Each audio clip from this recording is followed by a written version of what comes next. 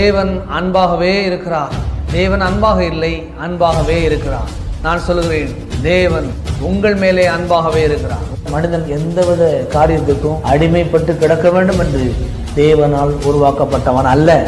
நம் ஒவ்வொருவரையும் கர்த்தர் ஒளிமயமான எதிர்காலத்திற்கென்று, நல்ல வாழ்க்கைக்கென்று அழைத்திருக்கிறார் என்பதை ஒருபோதும் மறவாதிருங்கள்.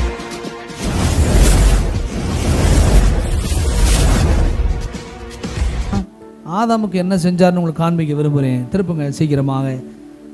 ஆதியாகமம் 1வது அதிகாரம். முதல் மனுஷனை, இது ஏதோ ஏசாயா தீர்க்கதரிசிக்கு சொன்ன வார்த்தை கிடையாது. அவருடைய தன்மையை நான் உங்களுக்கு காண்பிக்க விரும்புகிறேன். அவருடைய தன்மை, அவருடைய நேச்சர், ஆசீர்வதிக்கிற தேவன், பெருக செய்கிற தேவன், பலத்த ஜாதியாக மாற்றுகிற தேவன். இது ஏதோ கதை புஸ்தகத்திலேருந்து நான் உங்களுக்கு வாசித்து சொல்லலை.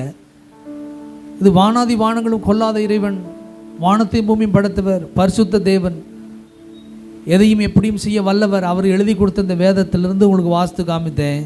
வேதம் சொல்லுது, அவருடைய வார்த்தை ஒன்றாகிலும் தரையிலே விழாது. அப்படின்னா என்ன அர்த்தம்னா, நிறைவேறாமல் போகாதுன்னு அர்த்தம். இப்போ நிறைவேறலைன்னா அந்த மனுஷன்ட்ட தான் பிரச்சனை, அவர்கிட்ட பிரச்சனை இல்லை, இந்த வார்த்தையில் பிரச்சனை இல்லை. நிறைவேறலைன்னா நாம் இன்னும் கொஞ்சம் விசுவாசிக்க வேண்டியிருக்குது, இன்னும் கொஞ்சம் அறிக்கையிட வேண்டியிருக்குது, இன்னும் கொஞ்சம் இதை ஆழமாக பற்றி பிடிக்க வேண்டியிருக்குது. பாருங்கள், ஆகவே கர்த்தர் சொல்லியிருக்கிற வாக்குத்தத்தங்கள் எல்லாம் அவருக்காக இல்லை, அல்லது ஏதோ சொல்லி வைப்போம், நம்மகிட்ட என்ன அந்த கேள்வியாக கேட்க போகிறாங்க பார்ப்போம்னு சொல்லி அவர் ஏதோ அஜாக்கிரதையாக இது எழுதி கொடுக்கல. ரொம்ப ஞானமாக சர்வ ஞானி எழுதி கொடுத்த இந்த வேத புஸ்தகம். சபைக்கு வரும்போது வேத புஸ்தகத்தை சுமந்துட்டு வரணும். இதில் உள்ள வார்த்தைகளை பிரசங்கம் பண்ணும்போது எடுக்கணும், எழுதணும்.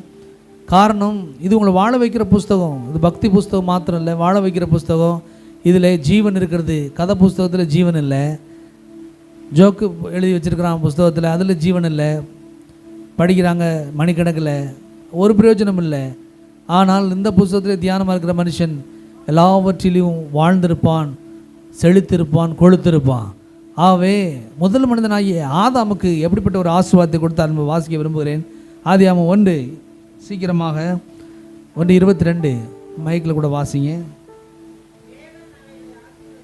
தேவன் அவர்களை அவைகளை ஆசீர்வதித்து, நீங்கள் பலுகி பெருகி சமுத்திர ஜலத்தை நிரப்புங்கள் என்று பறவைகள் பூமியில் பெருக கடவுது. பாருங்க, சமுத்திர ஜலங்களை படைக்கிறாரு, படைச்சிட்டு பலுகி பெருகி பூமியில் பெருக கடவுது. இந்த கடல் உண்டாகி எத்தனை ஆண்டுகள் என்று எனக்கு தெரியாது. ஆனால் கடலில் மீன் இல்லையாங்க, மனுஷன் சாப்பிட்றதுக்கு மீன் இல்லையாங்க அப்படின்னு சொல்லி ஒரு நாளும் நம்ம இது வரைக்கும் என்ன செய்யலை, கேள்விப்பட்டதே இல்லை. தேவன் கொடுத்த வார்த்தை, சமுத்திரத்தில் மீன்களை பெருக கடவுது, பலுக கடவுது, அந்த பூமியை அந்த கடலை நிரப்புங்கன்னு சொல்லி ஆசீர்வதிச்சாரு. இன்னைக்கு வருஷம் எத்தனையோ ஆண்டுகள் ஆகிவிட்டது. அவருடைய வார்த்தை நிறைவேறி கொண்டே இருக்கிறது. இன்னும் நிறைவேறும், இன்னும் நிறைவேறும். பாருங்க, எத்தனையோ டன்னாக பிடிக்கிறாங்க கப்பலை கொண்டு போய். எத்தனையோ பெரிய பெரிய திமிங்கலங்கள்லாம் உள்ளே இருக்குது. ஒவ்வொரு நாளும் இந்த திமிங்கலத்துக்கெல்லாம் அவர் தான் சாப்பாடு கொடுக்குறான்னு சொல்லி சங்கீதங்களில் நான் வாசிக்கிறோம். எத்தனை டன் சாப்பிடுதுன்னு தெரியாது, எத்தனை திமிங்கலம் உள்ளே இருக்குதுன்னு தெரியாது, எவ்வளோ ஆழனும் மனுஷனை கண்டுபிடிக்க முடியல இந்த கடலை. அவர் தான் ஞானமாக படைத்தார், அவர் தான் அந்த மீன்களை பெருகுபடி சொல்லி ஆசீர்வதித்தார். இன்றைக்கும் பெருகி கொண்டே இருக்கிறது. இன்றைக்கும் பெருகும், நாளைக்கும் பெருகும். இன்னும் 1000 வருஷம் இந்த பூமி இருந்தாலும் இந்த பூமியில் 1000 வருஷமும் இந்த மீன்கள் பெருகி கொண்டே இருக்கும். ஏன்னா தேவன் ஆசீர்வதித்திருக்கிறார், தேவன் சொல்லி இருக்கிறார், அது அப்படியே ஆகும். ஆகவே ஏசாயா 60:22 தேவன் சொல்லியிருக்கிற வார்த்தை, சின்னவன் 1000மும் சிறியவன் பலத்த ஜாதியும் ஆவான்னு சொன்னது நான் சொல்லலை, கர்த்தர் சொல்லியிருக்கிறார். ஆகவே அந்த வார்த்தை நிச்சயமாக உங்களுடைய வாழ்க்கையிலே பலித்தே தீரும். 24 வாசிங்க. 1:24. பின்பு தேவன்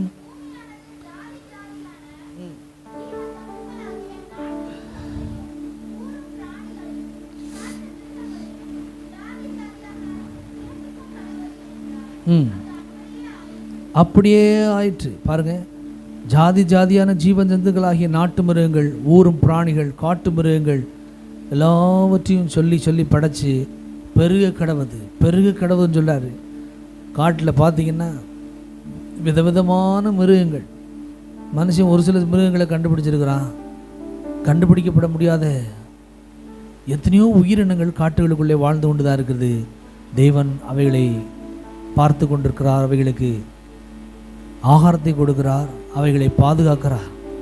பாருங்க, கர்த்தர் சொன்ன வார்த்தை ஆதி ஆமத்தில் இந்த பூமியில் எப்படிப்பட்ட ரீதியில் இன்றைக்கும் பலிக்குது பாருங்க. இன்றைக்கும் காட்டில் மிருகங்கள் இல்லாமல் இல்லை, இன்றைக்கும் மிருகங்கள் இருக்கிறது, இன்றைக்கும் பெருக்கத்தை அது அனுபவித்து கொண்டே இருக்கிறது. 28 வாசிங்க. இப்போ மனுஷன்ட்ட வராரு. பின்பு தேவன் அவர்களை நோக்கி, நீங்கள் பழுகி பெருகி நிரப்பி கீழ்ப்படுத்தி மச்சங்களையும் ம் ம் ம் ம் பலுகி பெருகி பூமியை நிரப்பி ஆண்டு கொள்ளுங்கள். எல்லாரும் சொல்லுவோம், பலுகி பெருகி பூமியை நிரப்பி ஆண்டு கொள்ளுங்கள். மீண்டுமாய், பலுகி பெருகி பூமியை நிரப்பி ஆண்டு கொள்ளுங்கள், ஆண்டு கொள்ளுங்கள். கர்த்தர் சொல்லியிருக்கிறாரு. ஆதி ஆமத்தில் ஆதாம் பார்த்து சொன்னார் பாருங்க. ஆதாமுக்கு மாத்திரம் இல்லை, இயேசுவின் மூலமாக இந்த வார்த்தைகள் இன்றைக்கு நமக்கும் சொந்தம். ஆகவே பழுகுவதும் பெருகுவதும் பூமியை நிரப்புவதும் ஆண்டு கொள்வதும் தேவனுடைய விருப்பம் உங்கள் மேலே, என் மேலே. ஆகவே இதற்கு நேர்மறையாக இருக்கிற சில காரியங்களை கர்த்தர் மாற்ற வல்லவராக இருக்கிறார். சூழ்நிலை இன்றைக்கி அப்படி பார்த்தா இல்லாமல் இருக்கலாம், ஆண்டு கொள்கிற அளவுக்கு இல்லாமல் இருக்கலாம், அடிமையாக இருக்கலாம், பழுக முடியாத ஒரு நிலை இருக்கலாம், நிரப்ப முடியாத ஒரு நிலை இருக்கலாம். சூழ்நிலையை பாராதிருங்கள். சூழ்நிலையில் இருக்கிற உண்மை மாறும், தேவனுடைய சத்திய வார்த்தைகள் மாறாது. இந்த உண்மை ஒரு நாள் மாறி போயிடும். சத்திய வசனங்கள், தேவன் சொல்லியிருக்கிற இந்த வாக்கு தத்தங்கள் ஒரு நாளும் மாறவே மாறாது. ஆகவே ஆதாமுக்கு என்ன சொன்னாரோ அதுதான் இன்றைக்கு. நான் கர்த்தர், நான் மாறாதவர். மாறுவதற்கு நான் மனுஷன் இல்லை. ஆதாமுக்கு கொடுத்த அதே ஆசீர்வாதம், பழுகுவதும் பெருகுவதும் பூமியை நிரப்புவதும் ஆண்டு கொள்வதும் இன்றைக்கு ஒவ்வொரு மனிதனுக்கும் இயேசுவின் மூலமாக வாக்கு பண்ணப்பட்டிருக்கிறது. ஆகவே ஞானத்திலே பழுகுவது பெருகுவது, சுகத்திலே பழுகுவது பெருகுவது, ஆரோக்கியத்திலே, நீடிய வாழ்விலே, ஐஸ்வர்யத்திலே, பொருளாதார செழிப்பிலே, சகல விதமான நன்மைகளிலே பழுகவும் பெருகவும் நிரப்பவும் அதை ஆண்டு கொள்ளவும் கர்த்தர் இன்றைக்கு உங்களுக்கு ஒரு அதிகாரத்தை கொடுத்திருக்கிறார். இயேசுவின் மூலமாக அதை நீங்கள் பயன்படுத்தும்படி இந்த நாளில் உங்களை நினைவுபடுத்துகிறார்.